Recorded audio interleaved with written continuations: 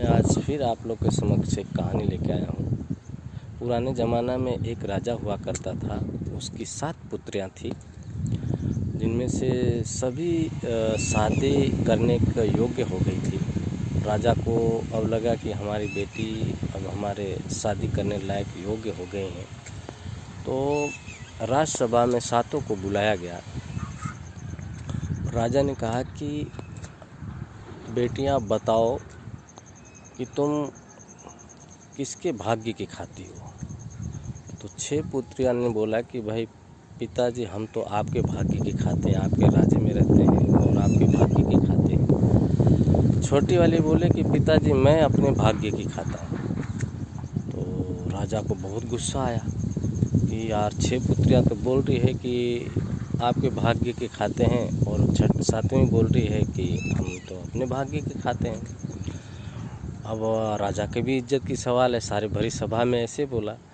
तो जब राजा को गुस्सा आया तो सबको बोला कि जाओ अपने शयन कक्ष में जाओ। सब चले गए।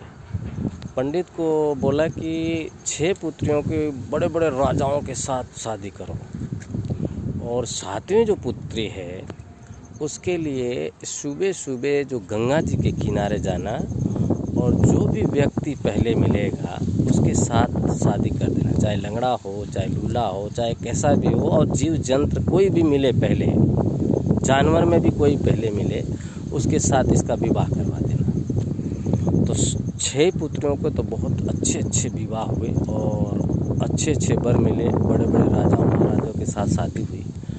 और 7वीं पुत्री थी जो जिसने बोला था कि मैं अपने भाग्य की खाती हूँ, उसकी जो शादी हुई, जब वो पंडित गया गंगा जी के किनारे दूसरे दिन, तो एक कोढ़ी जो मिला जिसके हाथ पैर में पीप बह रहा है और मतलब वो जो पीप पहले घाव हो जाते हैं उसमें से पीप नहीं निकलता है, ऐसा निकल रहा, ना हाथ पैर चल पा रहा था, कुछ नहीं कर रहा था। उसके साथ जो पहला व्यक्ति था वही था और उसके साथ उसकी विवाह पंडित ने तय करके आ गया।